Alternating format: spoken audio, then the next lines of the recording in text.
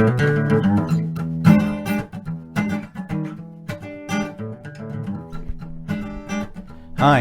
my name's Pete Banton, and I'm the co-founder of the Awaken Life Project here in Portugal. And I'd like to welcome you to this new podcast, which is named after my recently released first book called The Fire of the Heart. In this podcast, I'm going to be exploring the nature of an authentic spiritual awakening and its potential implications in these tipping point times we are living through together. I hope that you will find these podcasts illuminating and provocative, and most of all, I hope that they'll ignite a big and potentially all-consuming fire in your heart.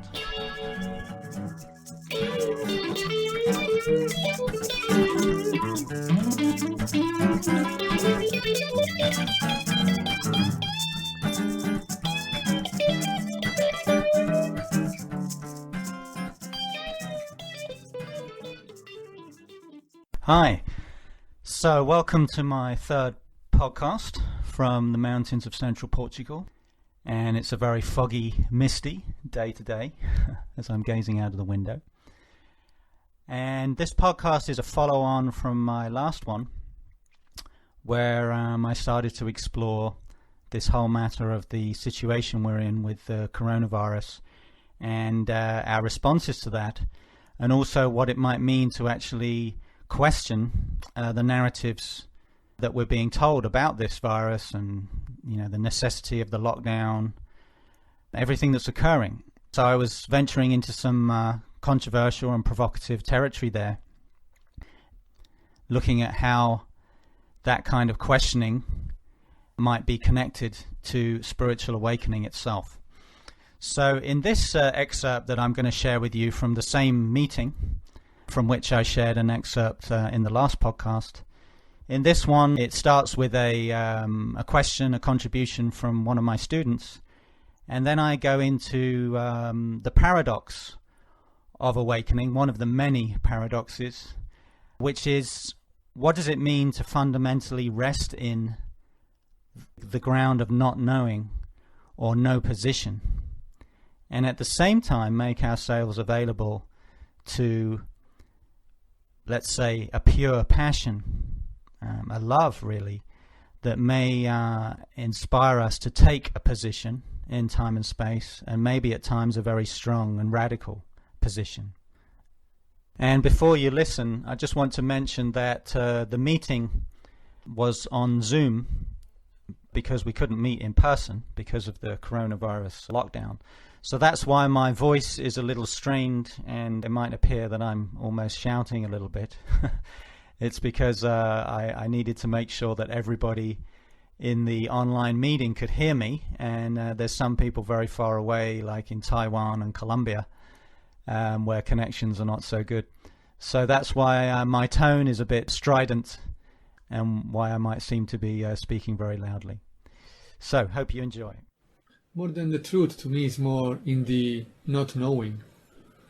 I appreciate a lot what you said. I find it it's very good, especially because what we do here really inform, and the more I can see myself, the more I'm in the spiritual path, and the more I liberate myself, and the less I think about myself, and the more, of course, there are this wanting to be part of this world, like, and to answer to this question, and maybe it's not necessarily about what is behind this, and the more there is this genuine interest to be in society, and I mean that to also to take on these big challenges that we have, and which can be, of course, also understanding what's true behind the scene, but can also about economics, education.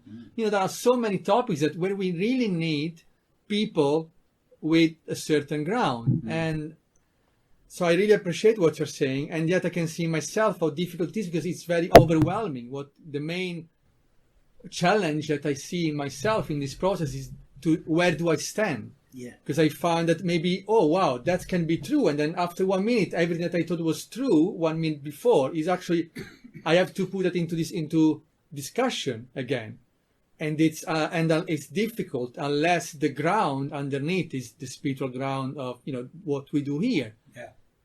And yet, probably, as you said, this ground is not always there. So that's why it's really a process. Sometimes it's good to just go for a walk or meditate and so on. But that's what we need, because this I don't know, the way I see it is really this spiritual process is really, it's really to inform and to be together in a way, to take on these things, these challenges, because there is no answer, and I don't have all the answer, and more I'm okay with I don't know.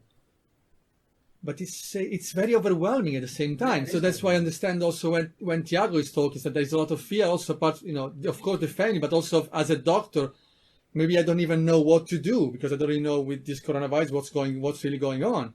It's quite something. It's becoming even more fundamental what we do here, because only by doing what we do we can then have the ground to be in the unknown and find answer together into certain topics that we really need to take on. Yeah. So I really appreciate that. Yeah. Yeah, that's really good. And I think what you're saying about the unknown is key, because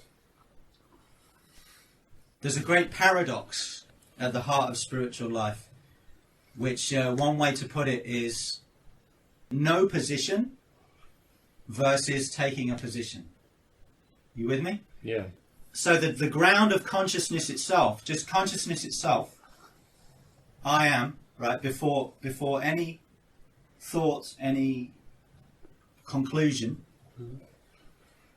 one way to speak about that is not knowing, right? So our fundamental nature as consciousness itself, prior to the mind, does not know. It simply perceives, you could say. Yeah, everything is as it is. You all with me? So that's why the meditation instruction is just to let everything be as it is. And then we start to discover and rest in this ground that is who we really are, where we become comfortable with not knowing. We're not even knowing who we are. Right?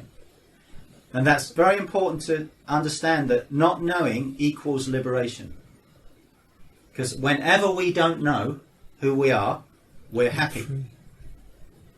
Whenever you forget yourself, whenever you are free of any self-image idea, both about yourself and about the world or anything at all, you are happy. We are happy.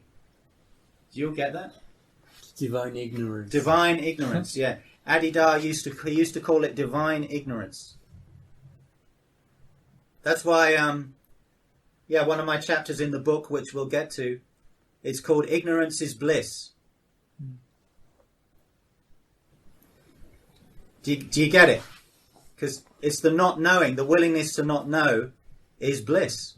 Because you've got nothing to protect. There's no fear that can touch you. In terms of spiritual life, you could say the first step is discovering the truth of divine ignorance, of no position, you could say, right? Discovering that who I really am is not a thought, is not an idea, has nothing to do with the past or the imagined future. Who I really am simply is. And in that is, I don't know anything. And that's totally fine. Are you with me? This is one way to describe the discovery or the awakening, spiritual awakening to the heart, to our true nature. One way to describe it is its awakening to that I don't know who I am. I don't know who I am. I don't know what anything is. And yet I'm free. I can see in a way I could never see before. Right? So that has to come first. That's why those of you that are newer at this, you need to give your energy and attention to that, to discovering that, primarily. If we want to become awakened human beings, we all need to become grounded in that heart, that not knowing, that prior freedom. And in that prior freedom, there's no fear. Even if fear arises, it can't touch you, because that which you are cannot be hurt, cannot be wounded, is not affected by anything that happens in time and in this world, even the most terrible things. And that dimension of who we are, when this body and mind dies and drops away, that will be who you are. So who you really are does not die, never dies, has never changed, has never been born. So that's one side of the paradox. But then, of course, here we are in a human form, body-mind. This body-mind appears to be in this world of time and space, which appears in consciousness, right? And it's not possible to take no position in time and space.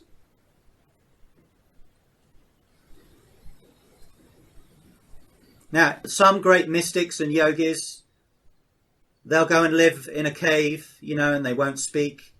And maybe even in India, sometimes their disciples would have to feed them. They'd just be like, and the disciples would put the food in, you see. So in the East, and in India particularly, you often see this kind of interpretation of enlightenment where it's just to live in the no position. And so you just step out of the world, you go into a forest, go into a cave, and you don't have anything to do with any of this because it's all unreal. You just want to stay in the changeless, you see, being consciousness bliss. But even those individuals are taking a position. Do you see? Because they're taking the position of, I'm not going to take a position. Do you see? So a lot of spiritual people, this is my view, and it's a bit of a provocative one, they suffer from this disease. It's a form of spiritual bypassing, you see. And it's like, I'm not going to take a position on anything. It's all about being. I've been watching a lot of the different spiritual teachers who are quite well known because they're all putting out their little webcasts, about how we should deal with this crisis. But it's all very a soothing message, it's all about come back to being, recognize you are not the fear and all of that, which of course is important. But none of them, as far as I can tell, very few, are actually saying, well, what is my position in relationship to this? What is actually true? Do you see? And this is what people are afraid of. And this is why I admire all the spiritual masters that I admire, and I think are the most authentic. They're the ones that were not afraid of taking very strong positions and shaking things up, and therefore they were revolutionaries, very controversial, often hated by the spiritual status quo, you see. But they're actually the ones that created something that had real depth and real authenticity. They're the ones that pushed the evolutionary potential of humanity forward, you see. But most spiritual folks, they just want to stay in the no position place. Oh, I don't want to get involved. I don't want to look into this. Oh no, that's a bit dark. Oh no, I don't want to look into that. You're getting lost in your mind, or you're getting lost in a particular point of view. But the thing is, if you're a human being in time and space, you cannot avoid having a point of view. Unless you want to pretend that you're an enlightened vegetable. So the question becomes then, what is your point of view, or what is true in the world of time and space from a ground of not knowing, of no position? Because if it's from a ground of not knowing and no position, you're always open to new information. You see, you're not fixed. You're not saying, this is how it is. You got to believe this is how it is. You're willing to say, look, I believe this based on this, and this. This is the conclusion I've come to. but you're open for an inquiry, you're open for debate, and you're open to new information. And then you might change your point of view on something. But then you're free, you see. You're free. But then potentially you're having a real impact in the world. And you're not facing nothing and avoiding everything. You're actually willing to face everything and avoid nothing. Even the most difficult and darkest things we might have to confront in this world. You see, but so many people are afraid of taking a position because they'll be ridiculed. Oh, you know, you're a crazy conspiracy theorist. Or they're afraid of being wrong, you know, because they have a self-image of like, oh, but what if I'm wrong? You know, what are people going to think? You see, which again is just ego. You see what I mean? See what I'm getting at? Yeah. So this is a paradox of the truly awakened condition, is no position versus taking a position. How do we rest internally in no position? And you see, out of no position, if we're really leaning in, what comes? Response. Or what I call in the book, the power that knows the way. Pure passion. You know, the evolutionary impulse, whatever we want to call it. But that's not coming from the ego. That's not coming from the mind. And then we become instruments of the divine, let's say, that can actually make a real difference in this world. Instead of saying, no, I'm not taking any position in relationship to this because I'm just transcending all of this. You see, the Eastern tendency is to go in the transcendent direction. And most of the Enlightenment teachings, they have that bias towards the unmanifest, you know, the formless, timeless, unmanifest. That's consciousness, that's reality, and so we just want to stay there. That's the Eastern bias. And then the Western bias, of course, is no, body, mind, world. This is what matters. This is what's real. And most Westerners don't have any recognition, understanding of the timeless dimension of who they are. But most Westerners who get interested in spirituality and then in enlightenment teachings that come from the East, they also tend to take on this narcissistic, life-denying posture. And they don't want to put their cards on the table. So then they're not really free.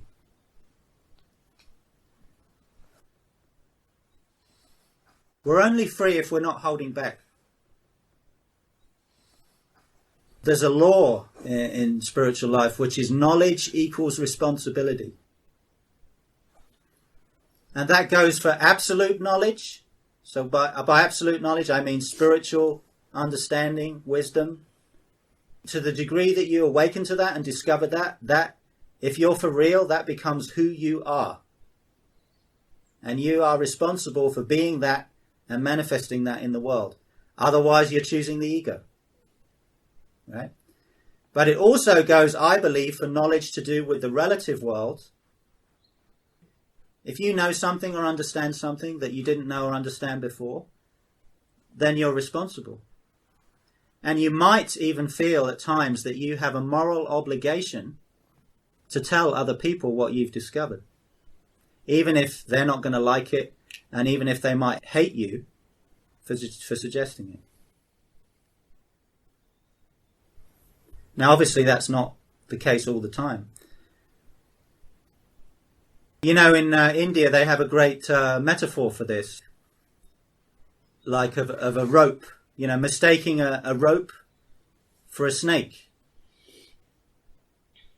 Right? So before you've seen that it's a rope, you're afraid because you think it's a snake.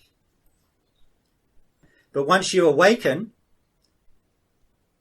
and you realize it's a rope, you can't go back to believing it's a snake. Do you see what I mean? So what I'm saying is whether that goes for recognizing that who you are has never been the ego and is pure consciousness, you can never forget that once you've seen it. You can try and pretend and avoid it and deny it, but On the deepest level, you'll never be able to forget it. And then on the relative level, just to use an example, if you would discover that the entire mainstream media is owned by 6 corporations that are owned by the same 0.01% of people, and that you can no longer assume that any of it is true, well, you can't go back to believing it. You see, the point I'm making is it embraces everything. So I hope you enjoyed that excerpt. I find that this paradox of what it means to rest in no position and be available to take a position, and maybe at times strong positions in time and space, it's one of the most fascinating, compelling and ever new paradoxes of endeavoring to live an awakened life. And of course it demands that we're willing to take great risks, because of course sometimes we're not going to take the right position, or we're going to miss the mark, and that will be revealed if we're interested. But in my experience anyway, that's the only way that we actually learn about our own purity of motivation or impurity of motivation. And also it's the only way that we can really free ourselves to be willing to take positions and allow something spontaneous and transcendent, in the sense of being beyond the mind, to really come through us. So I think it's a very fascinating and provocative topic, and I think leaning into that paradox always keeps us on the edge of life, of that which is infinite and has no limit, from which we are not separate, and always keeps our awakening process very fresh, very alive, very new. And so we're living with a certain intensity, a certain fire that's always very enlivening and even sacred. So I hope you enjoyed that, and until next time, Atija. So thank you very much for listening. That's it for today. If you would like to find out more about my book, The Fire of the Heart, you can go to thefireoftheheart.com, where you can also download 4 free chapters. If you'd like to find out more about the Awaken Life Project, then go to awakenlifeproject.org or our Awaken Life Project Facebook page, where you can find out all about our ashram, extended spiritual community, retreats and other events, and our adventures living off-grid in the mountains of Portugal. So keep on keeping on until next time, and as they say in Portugal, até já.